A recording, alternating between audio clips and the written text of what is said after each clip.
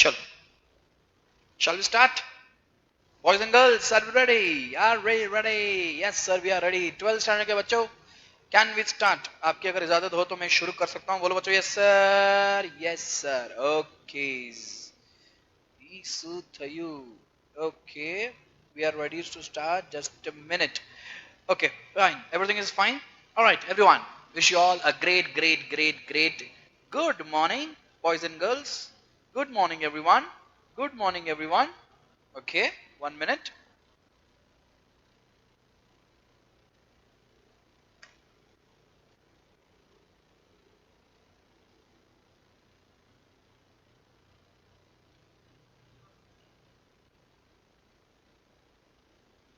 Okay, now it's good, I guess. Yes, it's good now. 1 minute.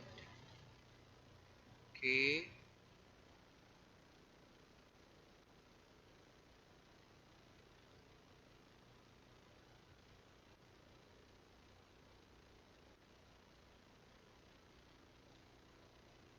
Hmm. अभी बढ़िया है. ठीक है. अभी ठीक है. चलिए. ओके बच्चा लोग. Just a minute. Now we are good. चलिए, शाबाश.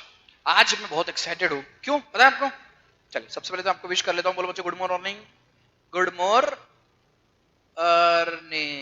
ऑलराइट सर, आप हमेशा हमको गुड मोर अर्निंग की विश करते हो क्योंकि हम लोग क्या पढ़ रहे हैं? इकोनॉमिक्स पढ़ रहे हैं. इकोनॉमिक्स इज ऑल अबाउट पैसा. Economics all about money. Yes sir, no sir? Yes sir.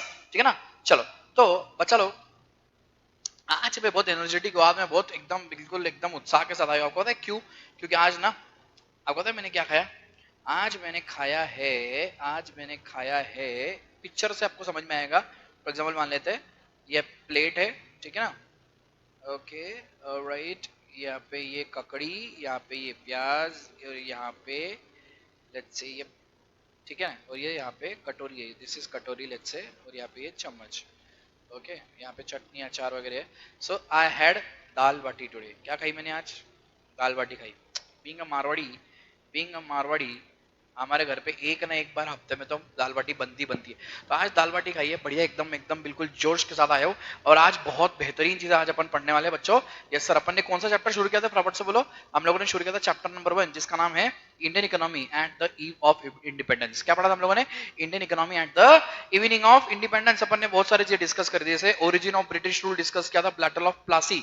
Yes sir, हम लोगों ने बैटल ऑफ प्लासी देखा था. फिर basic purpose of British rule, low level of economic development under colonial rule, फिर prosperous economy, agrarian economy and well known handicraft industries. ये देखा था मैंने. फिर टेक्सटाइल इंडस्ट्रीज बंगाल. बहुत कुछ देखा था अपन ने. टेक्सटाइल इंडस्ट्रीज बंगाल, ये अपन ने देखा था. Yes sir, no sir? Yes sir. ठीक है ना? चलो, फिर अपन ने क्या देखा था? फिर अपन देखा था मीनिंग ऑफ कोलोनियलिज्म. क्या देखा था? Meaning of colonialism.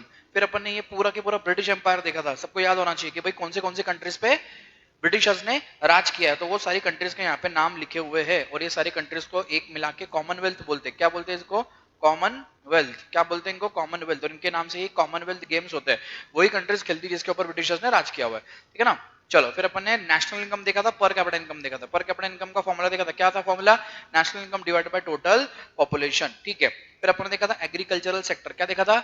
Agricultural sector देखा था. फिर अपन ने देखा था what are the main reasons for the stagnation. Stagnation मतलब ठप हो गया, एक जगह पे रुक गया, उसकी ग्रोथ हुई क्या? नहीं. तो उसके रीजंस क्या है अपन ने वो देखे थे. फिर लैंड सेटलमेंट सिस्टम देखा था अपन ने. ओके, ठीक है. लगान देखा था. लगान, 2 गुना लगान देना पड़ेगा. याद है सबको? याद है सर. फिर अपन ने जमींदारी सिस्टम देखी थी. ठीक है सर. फिर commercialisation of agriculture and then commercial agriculture का पूरा एक नोट देखा था अपन ने. Then we move towards low level of productivity. फिर अपन ने देखा था स्कैरसिटी ऑफ इन्वेस्टमेंट. फिर देखा था what are the main reasons for the stagnation in the agricultural sector. बताओ कौन से? Land settlement system, commercialisation of agriculture, low level of productivity और स्कैरसिटी ऑफ इन्वेस्टमेंट. ठीक है ना? चलो, then adverse effects of partition. Done. फिर अपन ने पार्टीशन देखा था. आपको मैंने ये जो मैप है, ये मैप को बहुत अच्छी तरीके से डिस्क्राइब करके बताया था. आई गेस सबको पता होगा, आई गेस सबको याद होगा. Yes sir, no sir? Yes sir, सबको याद है सर. ठीक है ना? चलो, ऑलराइट गाइस, ऑलराइट. पार्टीशन हम लोगों ने देखा था कि किस तरीके से ये बॉर्डर बनाई गई थी, किस तरीके से इंडिया, पाकिस्तान और बांग्लादेश अलग हुए थे. अपन ने बहुत सारे अलग अलग तरीके के वॉर्स देखे थे. We saw the war of 1947, we saw the war of 1962, 1971, 1965, 1999. ये सारे वॉर्स का अपन ने डिस्क्रिप्शन देखा था. Yes sir, no sir? Yes sir. ठीक है ना? चलो, फिर उसके बाद में अपन ने एक फोटो देखा था. एंड हॉरर्स ऑफ पार्टीशन, अपन ने देखा था हॉरर्स ऑफ पार्टीशन, जब पार्टीशन हुआ था तो कितने लोग इधर से उधर हुए थे और बहुत सारी दिक्कतें फेस करनी पड़ी थी, अपन ने एक चीज देखी थी, ठीक है ना। चलो आज अपन जो शुरू करने जा रहे हैं बच्चों, वो शुरू करने जा रहे हैं इंडस्ट्रियल सेक्टर। क्या शुरू करने जा रहे हैं? Industrial sector. अभी तक अपन ने क्या पढ़ा था? एग्रीकल्चरल सेक्टर पढ़ा था। क्या पढ़ा था? Agricultural sector. आज जो अपन पढ़ने जा रहे हैं वो पढ़ने जा रहे हैं इंडस्ट्रियल सेक्टर। क्या पढ़ने जा रहे हैं बच्चा लोग? इंडस्ट्रियल सेक्टर पढ़ने जा रहे हैं। शुरुआत करेंगे, आ जाओ। इंडस्ट्रियल सेक्टर मतलब the sector which includes industries, जहां पे बहुत सारे इंडस्ट्रीज है, जहां पे बहुत सारे मैन्युफैक्चरिंग यूनिट्स है। क्या है? जहां पे मैन्युफैक्चरिंग यूनिट्स है, ठीक है ना। चलो, although agriculture had dominated the Indian economy during the pre-British period, some Indian industries producing certain special products enjoyed a worldwide reputation. India was particularly well known for its handicraft industries. आपको मैंने पहले ही बोला था handicraft पे अपन famous क्यों थे, क्योंकि देखो ये जो हैंडीक्राफ्ट है और ये जो कपड़े है, ये सब चीजें बांग्लादेश में बहुत अच्छी तरीके से बनाई जाती थी। जो बांग्लादेश 1971 में मतलब 1947 में अपने से अलग हो गया था और बांग्लादेश बना था 1971 में, लेकिन ब्रिटिश पीरियड में मतलब इंडिपेंडेंस के पहले, जब इंडिपेंडेंस अपने को मिला उसके पहले पूरा इंडिया एक ही था। It was entire India one, Pakistan भी अपना था, बांग्लादेश भी अपना था, अपन थे ही, यस सर। तो ये सब चीजें थी। तो ब्रिटिशर्स के जाने के बाद में जब बंटवारा हुआ तो ये सब भी अपने से अलग हो गए और ये पूरा के पूरा सेक्टर अपने से अलग हो गया था, yes sir. Now, like agriculture, India could not develop a sound industrial base under the British rule. The poor state of industrial sector during the British rule is illustrated in the following points. अभी जो industrial rule था उसकी जो इतनी क्यों band बजी हुई थी उसके बारे में अपन पढ़ने वाले, ठीक है ना। चलो बच्चों, इंडस्ट्रियल सेक्टर की इतनी क्यों बैंड बजी थी अपन उसके बारे में पढ़ने वाले, ठीक है। आ जाओ। डी इंडस्ट्रियलाइजेशन और decline of handicraft industry. What do you mean by deindustrialisation? सबसे पहले तो इंडस्ट्रियलाइजेशन क्या होता है वो समझते हैं। इंडस्ट्रियलाइजेशन मतलब काफी सारी इंडस्ट्रीज ग्रो होना, काफी सारी इंडस्ट्रीज ग्रो होना, उसको बोलते हैं इंडस्ट्रियलाइजेशन। और इन इंडस्ट्रीज को हटा देना उसको बोलते हैं डी इंडस्ट्रियलाइजेशन, ठीक है। And decline of handicraft industry.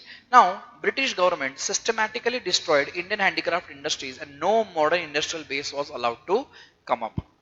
Now, the primary motive of British rule behind the deindustrialization was twofold. Number one, to get the raw materials from India at cheap rates to be used by upcoming modern industries in Britain. समझना बहुत, आप समझो Britishers ने अपने को सिर्फ rule नहीं किया, ब्रिटिशर्स ने अपने को पूरा खोखला कर दिया, खत्म कर दिया, अपनी नींव खत्म कर दी। क्योंकि आप समझो वो अपने से क्या लेते थे, फॉर एग्जाम्पल मान लेते ये ब्रिटेन है और ये है इंडिया, ठीक है ना। ये ब्रिटेन है इंडिया, वो हमसे क्या लेते थे? वो हमसे लेते थे रॉ मटेरियल, वो भी सस्ता, very low cost raw material अपने से लेते थे। अब रॉ मटेरियल उन्होंने लिया, बराबर, और अपने गुड्स में, अपने कंट्री के अंदर वो क्या बनाएंगे? फिनिश गुड्स बनाएंगे। अपने कंट्री के अंदर क्या बनाएंगे? फिनिश गुड्स बनाएंगे, okay. So, to get the raw materials from India at the cheap rates to be used by upcoming modern industries in Britain and to sell finished goods of British industries in Indian market at a higher prices. मतलब अपने से raw material low cost में लेने का और अपने को ही वो फिनिश गुड्स बना के बेचते थे एट हाई कॉस्ट, मतलब दोनों जगह से सर अपनी बैंड बजा रहे थे। अपने से जो रॉ मटेरियल है वो उठाते थे सस्ता और अपने को ही फिनिश गुड्स बेचते थे ब्रिटिश कंट्री से बना के, वो भी एट हेवी कॉस्ट और at a very high cost. मतलब सर दोनों जगह से इंडिया पिटा जा रहा था, दोनों जगह से इंडिया की बैंड बज रही थी। सबको समझ में आ रहा है कि नहीं आ रहा मैं क्या बोल रहा हूँ? आ रहा है सर, ठीक है ना। चलो, सो two-fold policy of British rule was enforced to ensure the maximum advantage of their home country। ये two-fold policy क्या थी आपको मैंने बताई अभी। two-fold policy मतलब क्या? इंडिया से सस्ते में रॉ मटेरियल इंपोर्ट करना और इंडिया को बहुत महंगा फिनिश गुड्स एक्सपोर्ट करना, उसको बोलते हैं two-fold policy। क्या बोला मैंने आपको? वापस एक बार फटाफट से चार्ट बना के दिखा दो, आपको चार्ट बना के दिखा दो, ठीक है। देखो two-fold स्ट्रैटेजी का मतलब क्या होता है, ध्यान देना। टू फोल्ड स्ट्रैटेजी का मतलब होता है, number one, twofold strategy का मतलब होता है कि भाई इंडिया से रॉ मटेरियल सस्ते में लेना और इंडिया को फिनिश गुड्स महंगे हाई कॉस्ट में देना, इसको बोलते हैं टू फोल्ड स्ट्रैटेजी। क्या बोलते हैं इसको बच्चा लोग? Twofold strategy. I hope सबको समझ में आया होगा, यस सर, ठीक है ना, ओके। चलो, Now, what are the reasons for the decline of handicraft industry? What are the reasons of decline of the handicraft industry? एक करके पढ़ेंगे. चलो, क्या था भाई ऐसा कि handicraft जो इंडस्ट्री अपनी वो डिक्लाइन हो गई, ऐसा क्या हुआ, वो सब अपन पढ़ने वाले हैं. ध्यान देना. The main reason for decline of India's renowned handicraft industry was the introduction of discrimination in tariff policy. क्या हुआ, क्या स्टार्ट किया ब्रिटिशर्स ने? Introduction of discriminatory tariff policy. Tariff का मतलब होता है टैक्सेस. लिखो, टैरिफ का मतलब होता है टैक्सेस. लिखो, अपने अपने नोट्स के अंदर लिखो, टैरिफ का मतलब क्या होता है? Taxes. By the colonial government according to which there was duty free export of raw materials from India. क्या था वो? Duty free export of raw material from India. मतलब जो रॉ मटेरियल इंडिया से एक्सपोर्ट, इंडिया से export होंगे उसके ऊपर कोई भी ड्यूटी लगेगी नहीं, क्योंकि वो कहाँ जा रहे थे? वो जा रहे थे ब्रिटेन, अपने ही देश में, उनके खुद के देश में जा रहे थे. वहां से वो रॉ मटेरियल सस्ता उठा के, वहां से रॉ मटेरियल से फिनिश गुड्स बना के इंडिया को ही वो फिनिश गुड्स महंगे में बेच रहे थे. आप समझो, two fold policy. There was duty free import of final goods of British industry in India.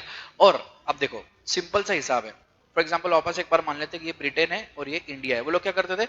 India से रॉ मटेरियल को एक्सपोर्ट करवाते थे जीरो रेट पे, मतलब जीरो रेट एक्सपोर्ट टैक्स पे, जीरो रेट टैक्स पे. और जो ब्रिटेन से फिनिश गुड्स इंडिया में इंपोर्ट होंगे उस पे भी इंपोर्ट ड्यूटी नहीं लगाते थे, ताकि इंडिया में रहने वाले बिजनेसमैन, इंडिया में रहने वाले लोग उन गुड्स को खरीदे और सर ब्रिटेन का एक्सपोर्ट हो सके, ब्रिटेन का सेल हो सके. ये था उनका स्ट्रैटेजी कि भाई ब्रिटेन का माल बिक सके और लोग सस्ते में इंपोर्ट करेंगे तो ब्रिटेन का माल बिकेगा और ब्रिटेन को ज्यादा प्रॉफिट होगा. दिमाग तो लगाया है. Then, but heavy duty was imposed on the export of Indian handicrafts. मतलब जो गुड्स इंडिया में बनते थे, मैन्युफैक्चर होते थे, फिनिश गुड्स बनते थे, उनके एक्सपोर्ट पे क्या कर दिया? हेवी ड्यूटी लगा दी, बहुत ज्यादा हेवी ड्यूटी लगा दी, हेवी टैक्सेस लगा दिए. ये प्रॉब्लम हो गया बहुत ज्यादा. Yes sir, no sir? Yes sir. ठीक है ना. चलो. So as a result, Indian markets were full of finished goods from Britain which were low priced. It led to the decline of Indian handicrafts both in the domestic market as well as in the export market. आप लोगों ने आजादी के time पे देखा होगा, महात्मा गांधी खादी लेके बैठते थे, खादी उद्यान, इजंट खादी उद्योग, मतलब जो कॉटन से बनता था कपड़े, वो पहनने के लिए बोला था. और क्विट इंडिया पॉलिसी जो थी उसके अंदर अपन ने सारे क्या करते थे? कपड़े जला दिए थे ब्रिटिशर्स के. क्यों? क्योंकि ब्रिटिशर्स के जो सूट आज अपन पहनते हैं, ये सूट हमारा कपड़ा है ही नहीं. हमारे देश के अंदर गर्मी इतनी पड़ती है कि हम लोग सूट पहनने के लायक नहीं है, लेकिन कल्चर जो डेवलप हुआ है, ये ब्रिटेन ने डेवलप किया है सूट पहनने का. सूट हम लोग थोड़ी पहनते हैं यार. हमारे हमारे बाप दादा क्या पहनते थे? हमारे बाप दादा पहनते थे धोती. आप समझो ना, हम क्या पहनते थे? हम पहनते थे कि भाई कॉटन से बना हुआ धोती पहनते थे, कुर्ता पहनते थे, टोपी पहनते थे, पगड़ी पहनते थे. हमारा ये सूट वगैरह पहनने का काम ही नहीं था. लेकिन ये ब्रिटेन का कल्चर, ये ब्रिटिश कल्चर है जो इंडिया में अडॉप्ट हुआ और तब जाके ये सूट वगैरह पहनना हम लोगों ने चालू किया था. तो इतना बड़ा इन्फ्लुएंस हो गया था कि बहुत सस्ते में ये सब चीजें इंपोर्ट होती थी और इंडिया इन सबको पहनने लग गया था. इसीलिए बहुत ज्यादा कल्चर उनका यहाँ पे डेवलप हो गया. Moreover, Indian craftsmen were unable to introduce new patterns and designs which suited the European tastes. Then adverse effects of decline of handicraft industry. अब भाई हैंडीक्राफ्ट इंडस्ट्री अगर नहीं चलेगी तो उसका बहुत बड़ा परिणाम होगा किसके ऊपर? एम्प्लॉयमेंट के ऊपर. हमारे लोगों को एम्प्लॉयमेंट कौन देगा? हमारे लोगों का घर कौन चलाएगा? कौन चलाएगा? अगर हमारे लोग काम ही नहीं करेंगे तो हमारे घर का लोगों का घर कौन चलाएगा? So, decline of handicraft industries adversely affected the Indian economy in the following ways. कौन से? Number one, high level of unemployment. अभी बताया मैंने आपको. सबसे पहले क्या होगी? बेरोजगारी. क्या होगी? बेरोजगारी. सबसे महंगी, सबसे ज्यादा क्या हो जाएगी? बेरोजगारी हो जाएगी. So, the decline of Indian handicrafts resulted in unemployment on a mass scale. The displaced artisans were forced to take up agriculture for their livelihood. This increased the burden of population on villages and overcrowding in agriculture. तो आप मुझे बताइए, अगर आपने पूरा एक sector ही बंद कर दिया, पूरा एक सेक्टर बंद कर दिया, तो उस सेक्टर के लोग एग्रीकल्चर में जाएंगे कि नहीं जाएंगे? बिल्कुल जाएंगे सर. तो सारे के सारे लोग क्या हो गए? एग्रीकल्चर में शिफ्ट हो गए और एग्रीकल्चर के अंदर बहुत लोग हो गए. फिर इंपोर्ट ऑफ फिनिश गुड्स. अब आप फिनिश गुड्स को अगर इंपोर्ट करोगे तो पहली बात तो जो घर के लोग बना रहे हैं, जो डोमेस्टिक लोग बना रहे हैं, उन लोगों का माल लेगा कौन? अगर आप सस्ते में इंपोर्ट कर दोगे बिना इंपोर्ट ड्यूटी के, तो हमारे कंट्री के अंदर जो लोग हैं बनाने वाले, उनका माल कौन लेगा? Yes sir, no sir? Yes sir. So the Indian made goods could not withstand the foreign competition of the machine made cheap goods.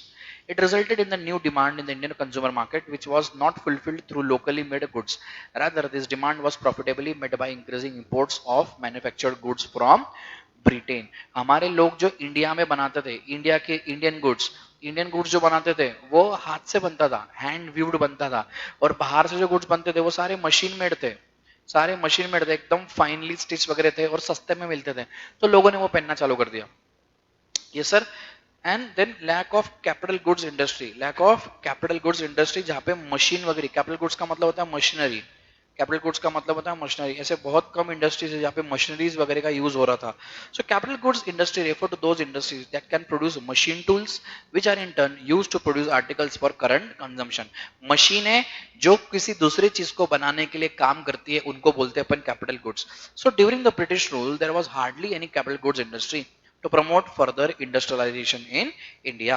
Now, British rulers did not pay any attention to their promotion as they always wanted Indians to be dependent on Britain for the supply of capital goods and heavy equipments. क्या चाहते थे वो कि भाई India जो है वो पूरा माल हमसे ले, फिनिश गुड्स भी हमसे ले, मटेरियल भी हमसे ले, और मशीन वगैरह भी हमसे ले। मतलब कहीं ना कहीं जाके आप समझो कि पूरा की पूरा प्रॉफिट किसके जेब में जा रहा था, पूरा की पूरा प्रॉफिट जा रहा था ब्रिटिशर्स के जेब में, और अपने जेब में कुछ भी आ रहा नहीं था। सो लो कंट्रीब्यूशन टू जीडीपी। क्या होता है बच्चों जीडीपी? आपको मैंने उस दिन बताया था। What is GDP? The total amount of goods and services produced in a country in a particular financial year is called as GDP, that is gross domestic product, मतलब पूरे कंट्री की national income. So the growth rate of new industrial sector and its contribution to the GDP और gross value added remained very very small. There was a bit limited role of public sector. सबसे पहले तो मुझे समझो कि public sector होता क्या है। पब्लिक सेक्टर का मतलब यहां से है गवर्नमेंट सेक्टर।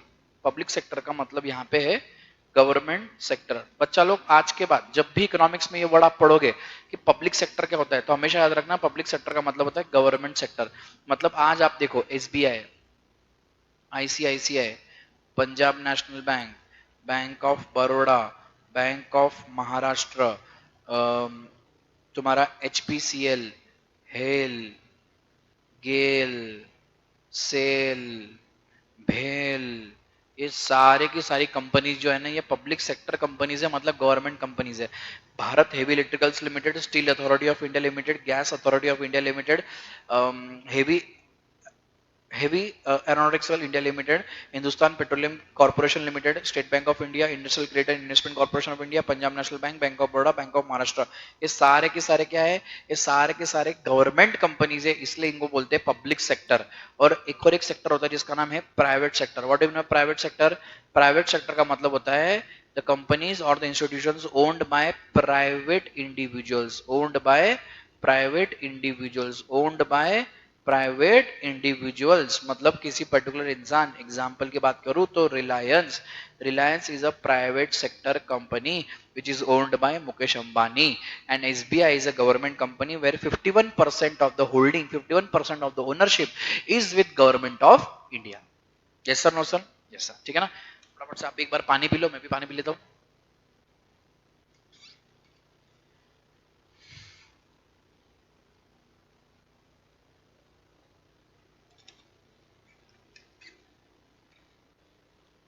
ठीक है, चलो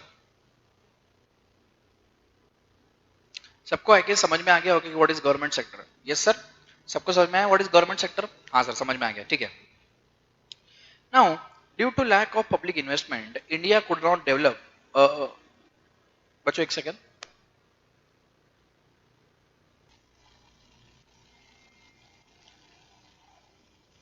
सो पब्लिक सेक्टर का जो रोल था काफी लिमिटेड था। क्यों? क्योंकि प्राइवेटाइजेशन के ऊपर थोड़ा सा ज्यादा जोर था। आप ध्यान देंगे कि भैया पब्लिक सेक्टर का रोल लिमिटेड क्यों, ध्यान देना। Due to lack of public investment India could not develop a sound industrial base under the colonial rule. The public sector remained confined only to railways, power generation, communication, ports and some other departmental undertakings. कहां तक सीमित था? Government का जो role था वो कहां तक सीमित था? Railways, power generation, communication, sports and some other departmental undertakings. Now finally it can be concluded that India remained backwards in the industrial sector during the British period. Yes sir, एक synopsis देख लेते हैं। आ जाओ बच्चों। Industrial sector during the British rule, de-industrialization happened। देखो एक chart बना है आपके लिए अच्छे से, एकदम बढ़िया बढ़िया चार्ट बना है।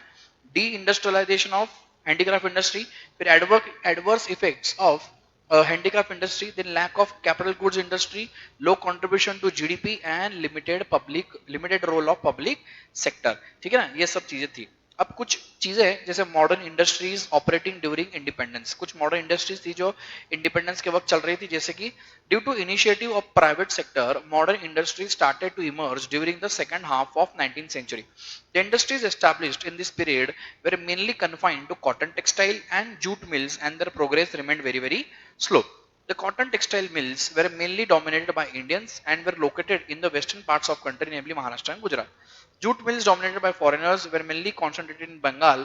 बाद में जाके this Bengal got converted into Bangladesh. ये जो हैंडीक्राफ्ट इंडस्ट्री की बात कर रहा है और जूट मिल्स की बात कर रहा है, ये किस में कन्वर्ट हो गया? ये बांग्लादेश में कन्वर्ट हो गया. Then the major breakthrough was setting up of Tata Iron and Steel Company TISCO in the year 1907 in Jamshedpur, that is Bihar. From the year 2000 से लेकर Jamshedpur is a city situated in Jharkhand state. मतलब झारखंड जो था वो अलग हुआ, पहले वो पूरा के पूरा बिहार था. ठीक है ना. तो जमशेदपुर जो है, जमशेद जी टाटा का था इसलिए उसको जमशेदपुर बोलते हैं. और उन्होंने टिस्को कंपनी स्टार्ट कर, that is called as Tata Iron and Steel Company TISCO. Few other industries in the field of sugar, cement, paper, etc. also came up after the Second World War. Yes sir. ठीक है. Now we are going to be seeing the foreign sector. हम लोग क्या देखने वाले बच्चों? हम लोग अभी देखने वाले foreign sector. India has been an important trading nation since ancient times.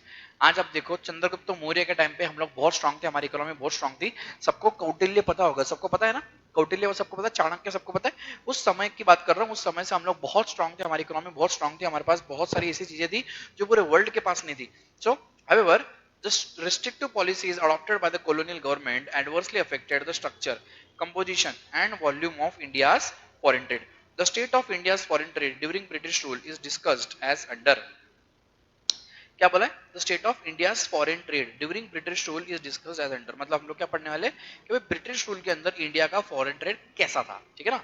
चलो, exporter of foreign products and importer of finish goods. सबसे इंपॉर्टेंट चीज क्या बोला है? Exporter of primary products and importer of finish goods. Primary products की अगर मैं बात करूं तो इसको आप लोग लिख दो रॉ मटेरियल, इसको आप लोग लिख दो रॉ मटेरियल, और फिनिश गुड्स तो आपको पता ही है. तो exporter of primary products and importer of finish goods. So India became an exporter of primary products such as raw silk, cotton, wool, sugar, indigo, jute etcetera, and an importer of finished consumer goods like cotton, silk, woollen clothes and capital goods like light machinery produced in the British industries. मतलब सारा के सारा जो cost है अपन beer करेंगे और सारा के सारा जो प्रॉफिट है वो ब्रिटेन लेके जाएगा. ये उनकी स्ट्रेटेजी थी.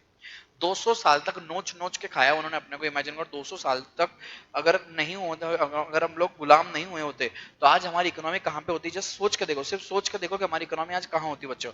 ठीक है ना. तो ये सब चीजें हुई है. चलो, then monopoly control of British rule. The British government maintained a monopoly control over India's exports and imports. Monopoly control मतलब क्या? एक तरफा राज, एक तरफा राज. मोनोपोली कंट्रोल का मतलब है एक तरफा राज किया उन्होंने. Yes sir. So more than half of India's foreign trade was restricted to Britain while the rest was allowed with a few other countries like China, Ceylon that is Sri Lanka and Persia that is वो आज का Iran. Yes sir. more than half of India's foreign trade was restricted to Britain. Britain का मतलब England. while the rest was allowed with a few other countries like सिर्फ China के साथ allowed था, श्रीलंका के साथ अलाउड था और ईरान के साथ अलाउड था. The opening of the Suez Canal in 1869 served as a direct route for the ships operating between India and Britain. अब अपन स्यूज कनाल के बारे में बात करेंगे. स्यूज कनाल क्या है, ठीक है ना, वो अपन देखेंगे. तो स्यूज कनाल को ओपन करने के बाद में क्या हुआ? We got a direct route and ship operating between India and Britain. Now drain of Indian capital और drain of Indian wealth during the British rule. आपको मैंने जैसे कि बताया कि हमारे पास इतना पैसा था कि हम लोगों को सोने की चिड़िया बोला जाता था. लेकिन ब्रिटिश रूल के टाइम पे इतना पैसा हमारा बाहर चला गया, या फिर अंग्रेज हमारे इतना पैसा लूट के चले गए कि हम लोग बहुत मतलब बहुत ड्रास्टिक पोजीशन पे आ चुके थे at the time of independence. ठीक है ना. So under the British rule India became an exporter of primary products, that is raw material, and importer of finished goods. Now there was a huge export surplus due to excess exports. However, export surplus was used काहे के लिए? Export surplus किसके लिए use होता था?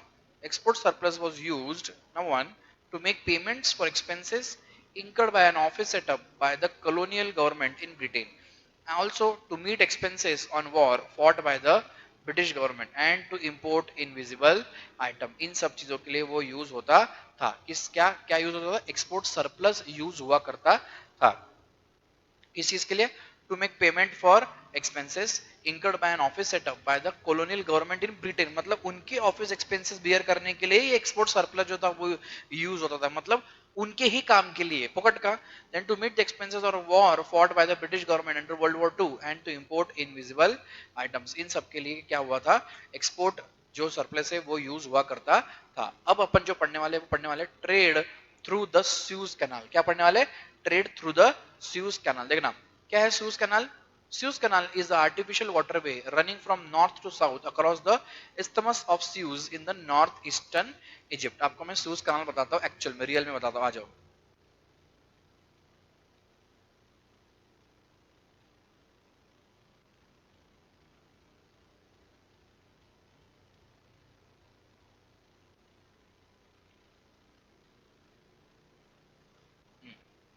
ये देखो, ये है आपका Suez Canal। तो थोड़ा बाहर निकलता हूँ मैं, ठीक है। अब ये देखो, ये जो है ये पूरा आपका यूरोप है, दिस इज एंटायर यूरोप। फिर यहाँ पे आके ये इंडिया अपना, पाकिस्तान, अफगानिस्तान, तुर्कमेनिस्तान, ओमान, ये ईरान है, ठीक है ना, ये ईरान है। यहाँ से ये ओमान और ईरान के बीच में यहाँ पे स्ट्रेट ऑफ हॉर्मोज है। और ये जो है, ये है तुम्हारा स्यूज कनाल। क्या बोलते हैं इसको? ये देखो, ये स्यूज दिख रहा है, ये कनाल दिख रहा है क्या? ये छोटा सा देखो, अगर मैं मैप को अगर बड़ा करूँ तो वो दिखेगा भी नहीं आपको। ये है आपका स्यूज कनाल। यहाँ से ना बोट्स पास होती है, क्योंकि आप एक चीज नोटिस करो, इतना घूम के आना किसी के लिए पॉसिबल ही नहीं है। आप मुझे एक बार बताओ, अगर किसी शिप को, अगर फॉर एग्जांपल कोई शिप अगर यूरोप में है, तो यहाँ से ऐसा घूम के, ऐसा घूम के, ऐसा घूम के इंडिया में थोड़ी आएगी। ऑब्वियस बात है, वो तो छोटा रूट लेगी ना। तो छोटा रूट क्या है? छोटा रूट ये है, देखो छोटा रूट ये है आपका स्यूज कनाल।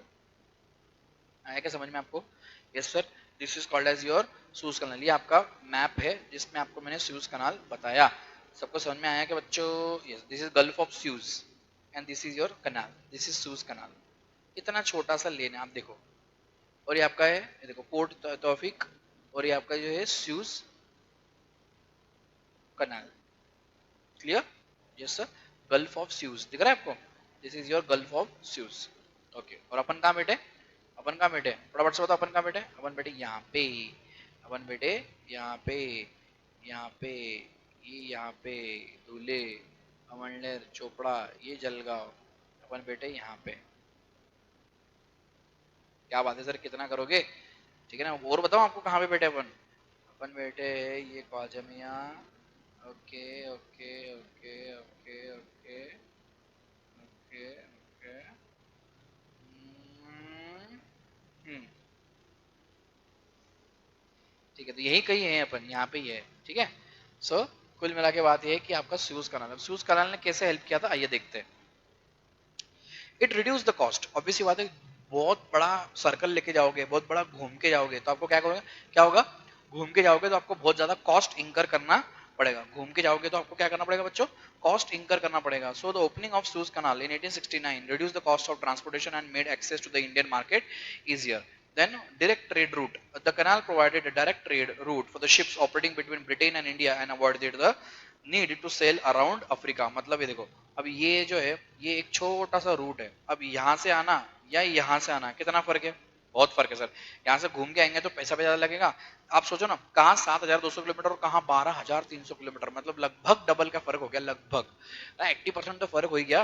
मतलब सर आपका कॉस्ट बच गया, आपका टाइम बच गया, मतलब आपका लेबर भी बोलते हैं कि हाँ सर कम समय में पहुंच सकते हैं तो हम लोग आ सकते हैं, ठीक है। तो ये था आपका सूज कनाल। और स्ट्रेटेजिक इंपॉर्टेंस भी हो गया, strategically and economically it is one of the most important waterways in the world. मतलब strategically and economically it is one of the most important waterways in the world, ठीक है ना। A waterway that connects the world. In 1869, the Suez Canal was opened, greatly reducing the distance between Britain and India by some 5,100 miles, as ships no longer needed to travel around southern Africa. Yes sir. तो Africa से घूम के आने की जरूरत थी नहीं। Africa से घूम के आने की जरूरत थी क्या? नहीं थी, ठीक है ना। चलो, अब अपन जो शुरू करने जा रहे हैं वो शुरू करने जा रहे हैं डेमोग्राफिक कंडीशन। डेमोग्राफिक मतलब कितने लोग रहते हैं, लोगों में से औरत कितनी है, जेंट्स कितने हैं, बच्चे कितने हैं, बूढ़े कितने हैं, वो सब चीजें कि भैया at the time of independence हमारा डेमोग्राफिक कंडीशन कैसा था। ठीक है ना, पानी वानी पी लो फटाफट से, मैं भी पी लेता हूँ।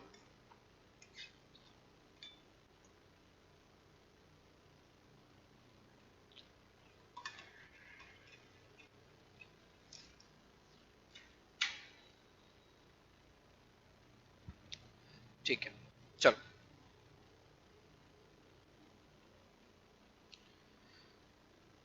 ठीक है।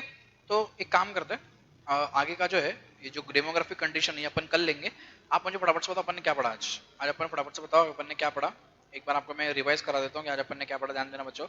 ये अपन ना हॉरर देख लिया था, फिर अपन ने स्टार्टेड विद इंडस्ट्रियल सेक्टर। कहाँ से हम लोगों ने शुरू किया, हम लोगों ने शुरू किया इंडस्ट्रियल सेक्टर से। Okay, then reasons for decline of handicraft, फिर हाई क्या क्या रीजंस थे, adverse effect of decline of handicraft industry, high level of employment, unemployment, import of finish goods, lack of capital goods industry, फिर हम लोगों ने देखा low contribution to the GDP. ठीक है, फिर अपन ने देखा था limited role of public sector. What do mean public sector, public sector का मतलब होता है गवर्नमेंट सेक्टर। फिर हम लोगों ने देखा इंडस्ट्रियल सेक्टर के ये सारे पॉइंट्स देखे। फिर अपन ने देखा था फॉरेन ट्रेड, इंडिया का फॉरेन ट्रेड। ओके, फिर monopoly control of British rule, drain of Indian wealth during the British rule, and trade through the Suez canal. क्या देखा था हम लोगों ने, trade through, trade through Suez canal. Alright guys, ये सब तो ये सारी चीजें अपन ने देखी थी आज। ठीक है, चलो will continue tomorrow from demographic condition. Till the time take care of yourselves, देखते रहिए, मजे लेते रहिए। योर फ्रेंड मेडन coach Kedar Pandey signing off. जय हिंद, I will see you tomorrow at the same time. Alright guys, चलो बाय बाय, टेक केयर।